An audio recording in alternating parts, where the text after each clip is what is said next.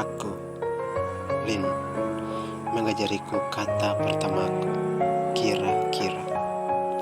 Aku mengucapkannya, Kak, tapi ia tahu maksudku. Kira-kira berarti gemerlap dalam bahasa Jepang.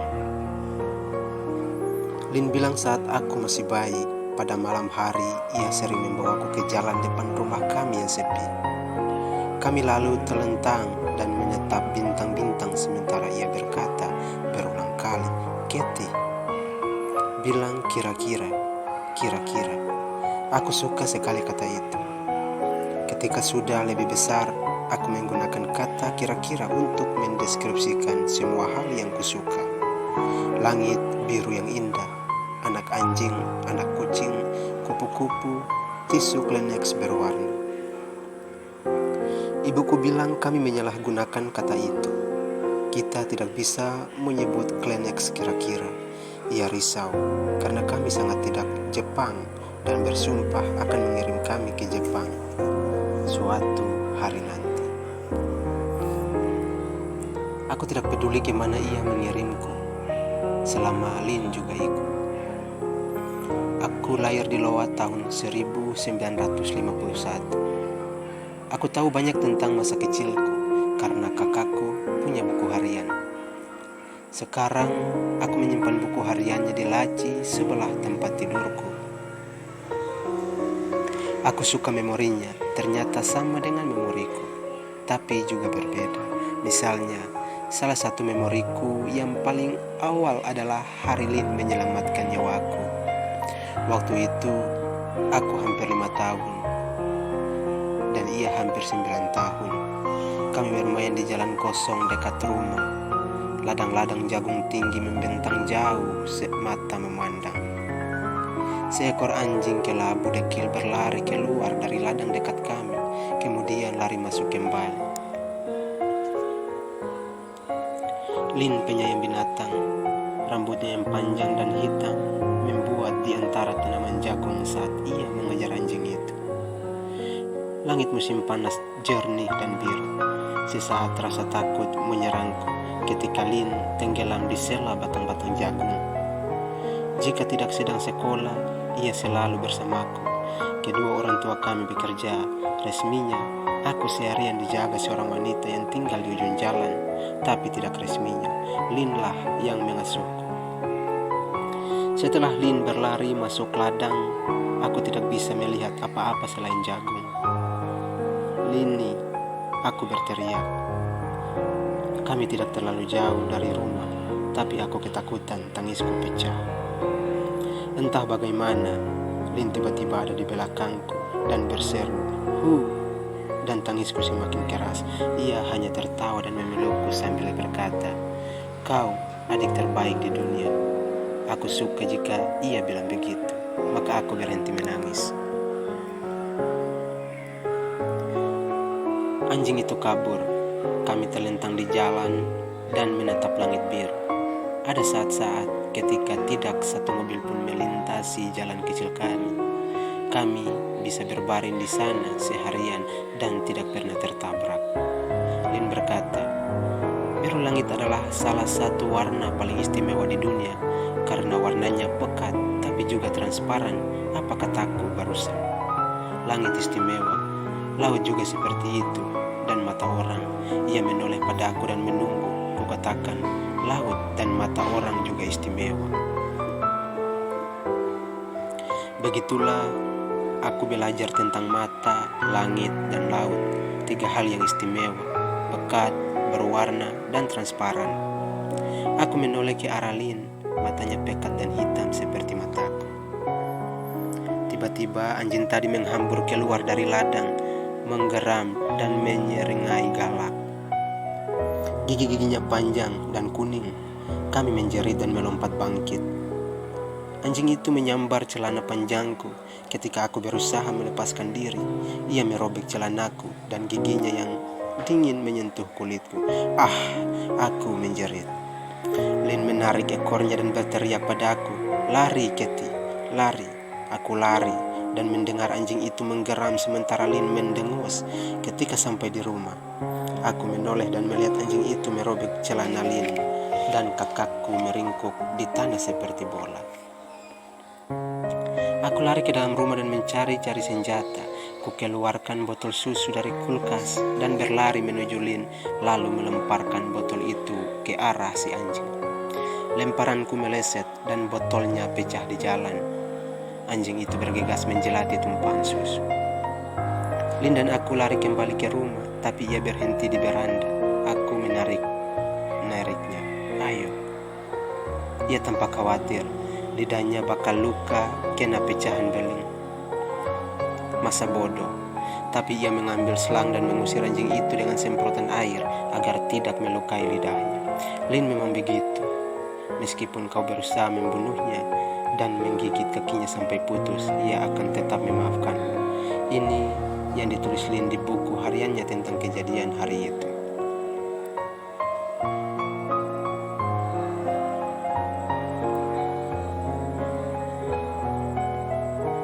Aku tidak memandangnya seperti itu. Jika ia tidak menyelamatkan nyawaku lebih dulu, aku takkan bisa menyelamatkannya. Jadi, sebenarnya dialah yang menyelamatkan nyawa. Lin anak perempuan paling berani di dunia. Ia juga jenius. Aku tidak tahu karena suatu hari aku pernah bertanya, "Apa kau jenius?" Dan ia bilang, "Ya, aku percaya." Karena pada hari ayahku mengajarinya main catur, ia memenangkan permainan pertamanya. Lin bilang ia akan mengajariku jika aku mau.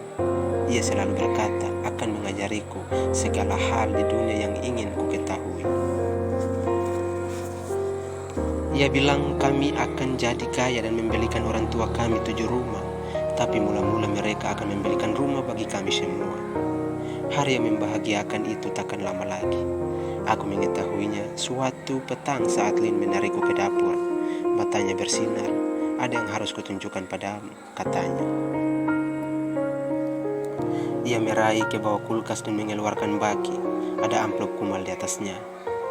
Ia membukanya dan menunjukkan isinya padaku. "Uang. Uang betulan?" tanyaku.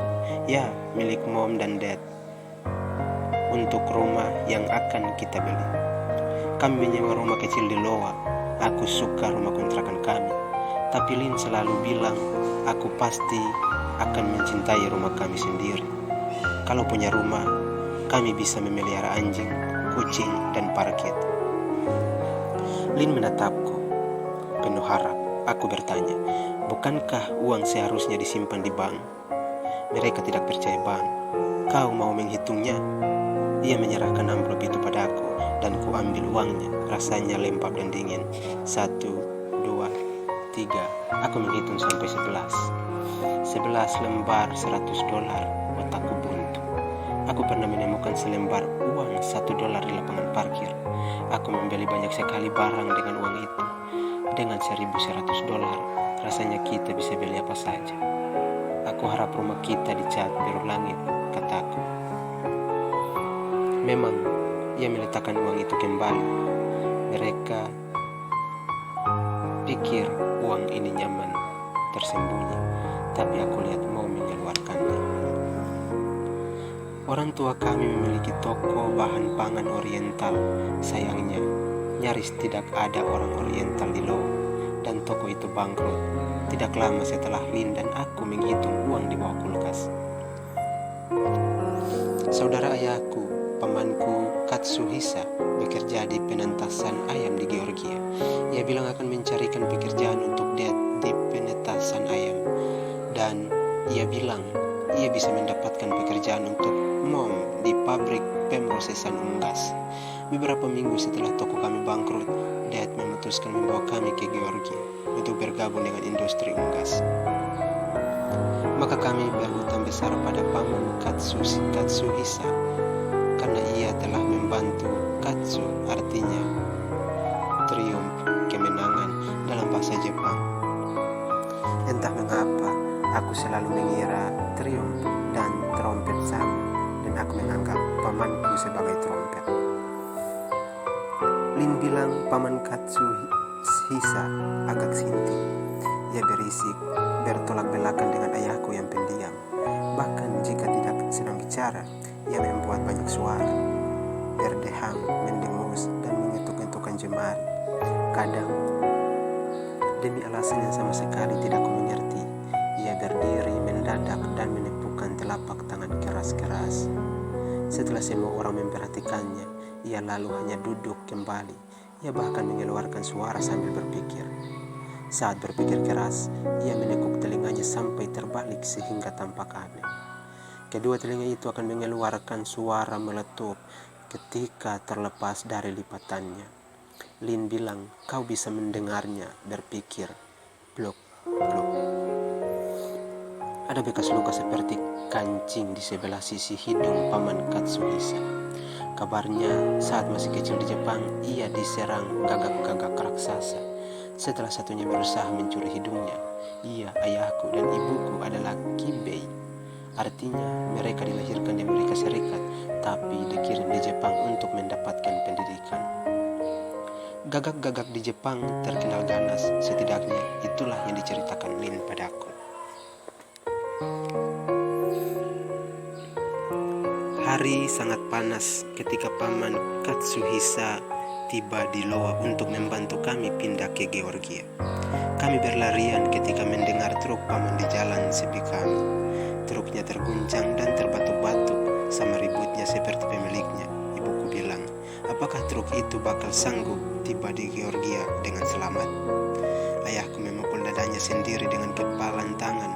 Itulah yang dilakukannya kapan saja ia ingin berkata, pasti.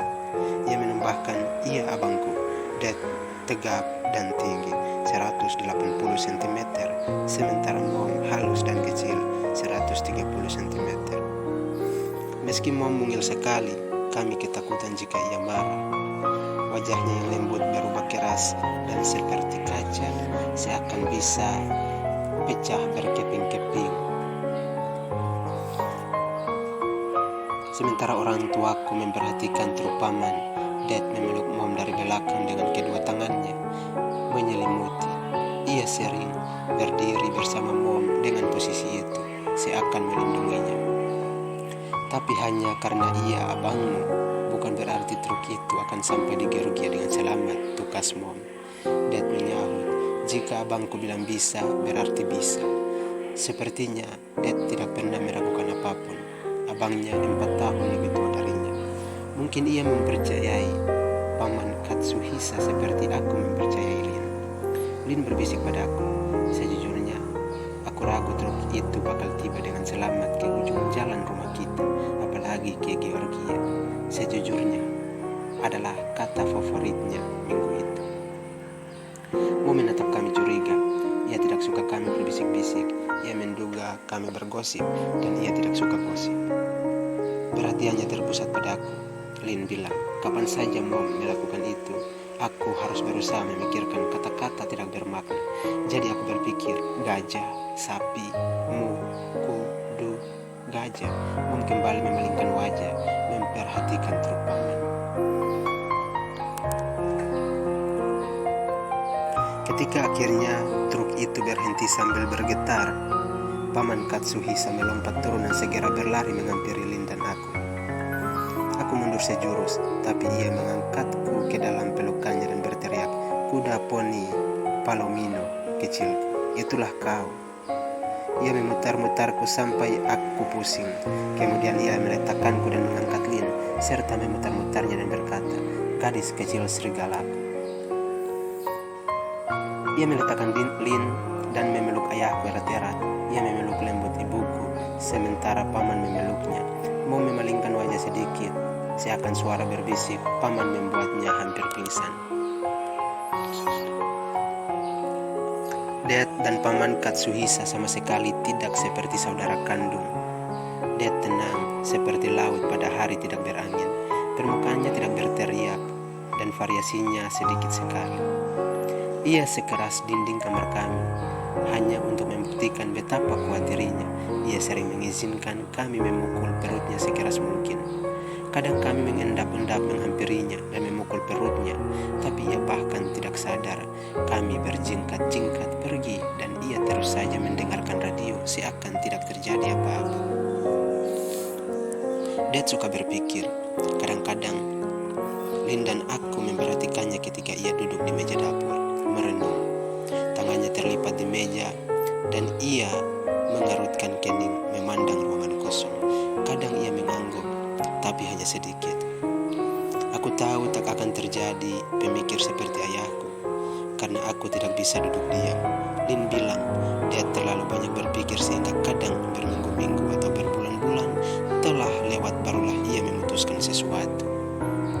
Tapi begitu memutuskan sesuatu, ia takkan mengubah pendiriannya. Ia berpikir berminggu-minggu sebelum memutuskan memindahkan kami semua ke Georgia. Pada saat itu ia memutuskan hanya tinggal $600 yang ada di amplop bawah kulkas. Pada malam kedatangan Paman Katsuhisa di Loa, ia meninggalkan meja dan makan lebih cepat supaya bisa keluar berjalan-jalan dan mungkin bicara sendiri.